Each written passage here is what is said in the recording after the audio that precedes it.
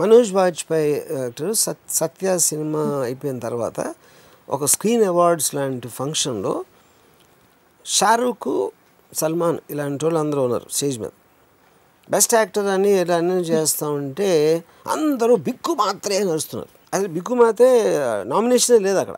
ఈ just happen to be there. Manoj ఏమనుకున్నాడంటే అసలు మొత్తం దేశం అంతా షారూఖ్, సల్మాన్ కన్నా నేను పెద్దసారి అయిపోయినా తను ఫీల్ అయ్యాడు. సో నేను మనోజ్కి ఏం చెప్పానంటే, మనోజ్ నీ క్యారెక్టర్ పేరుతో పిలుస్తున్నాడు, నీ పేరుతో పిలవట్లా. షారూఖ్ ఖాన్ 25 సూపర్ డూపర్ హిట్లు ఇచ్చాడు, ఎవరికి ఏ సినిమాలో ఏ క్యారెక్టర్ పేరు ఏంటో తెలియదు. సో ఆ స్టార్డమ్కి ఒక సినిమా హిట్ అయినప్పుడు క్యారెక్టర్కి వచ్చిన పేరుకి కన్ఫ్యూజ్ అవ్వద్దు అని చెప్పాను నేను. నువ్వు అలా కన్ఫ్యూజ్ అయ్యి నువ్వు సోలో హీరో సినిమాలు చేస్తే సత్య లాంటి సినిమా నేను తీయలేను, బిక్కుమాత్రి లాంటి రోల్ నీకు మళ్ళీ రాదు. ఇప్పుడు అప్పుడు మనం ప్రాక్టికల్గా ఒక హార్డ్ హిట్టింగ్ క్యారెక్టర్స్ అలాంటివి చేస్తే నీకు బెటరు.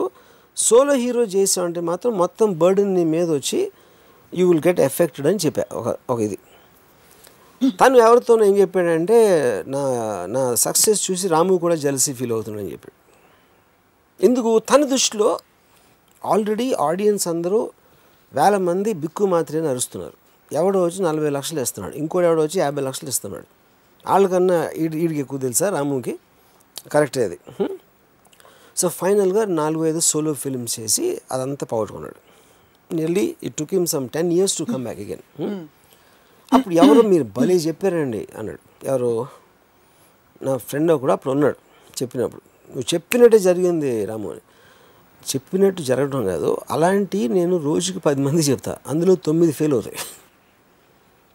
నేను రితిక్ రోషన్ స్టార్ అవ్వడం అనుకున్నా, మోహిత్ అని నేను ఇంట్రడ్యూస్ చేసే వాడు స్టార్ అవుతాడు అనుకున్నా. సో నేను ఎవరిని ఒకవేళ సపోజ్ మనోజ్కి చెప్పిన తర్వాత మనోజ్ ఏదో పూలర్ కాంటేలాగా అజయ్ దేవగన్లో ఒక సినిమా వచ్చి ఇంకోటి వచ్చి 2-3 సూపర్ హిట్లు అయిపోయింది అనుకున్నాం. ఒక నిమిషం అజయ్ దేవగన్ కూడా చండాలం కూడా అనుకునేవారు అందరూ పూలర్ కాంటే ముందు. అలాంటి 2 వచ్చి సూపర్ హిట్ అయిపోతే ఏమయ్యేది? అప్పుడు మనోజ్ వాజ్పేయి కూర్చీలో ఉండేవాడు.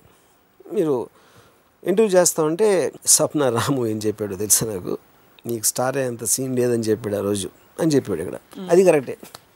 సో బేసిక్లీ మీ అబ్జర్వేషన్కి ప్రాక్టికల్ అప్లికేషన్కి రిజల్ట్కి ఎప్పుడు ఏమాత్రం పొంతన ఉండదు. They work on theory of caves, nobody can control that. కానీ మీ అబ్జర్వేషన్ ఎందుకు ఇంపార్టెంట్ అంటే దాని మీద బేస్ చేసి మీరు ఒక డెసిషన్ తీసుకుంటున్నారు. ఆ డెసిషన్ తీసుకోకపోతే యూ కాంట్ గో ఫార్వర్డ్. ఏదైనా you have to take the decision. Coming back to this, and I think it slightly diverting from the topic of మోక్షం. అంటే అఫ్ కోర్స్ కోరిక ఉండకపోవటం మోక్షం అనేప్పుడు మనం కోరిక మీదకి వస్తాం. మోక్షం అనేది యాక్చువల్ పాయింట్ ఒక ఏ అయితే మనకి బాధలు ఇలాంటివి ఉన్నాయో వాటిని అన్నీ వదిలేసి మనం ఒక స్టేట్ ఆఫ్ బ్లిస్లోకి వెళ్ళిపోతున్నాం. ఏమాత్రం మనకు అసలు కమ్యూనికేషన్ కానీ ఒక ప్రాబ్లం కానీ ఒక వర్రీ కానీ ఏమీ లేకుండా ఉండే స్టేట్ అనేదే మోక్షం అయితే నేను చెప్పినట్టు that is death for me. Only death can have that.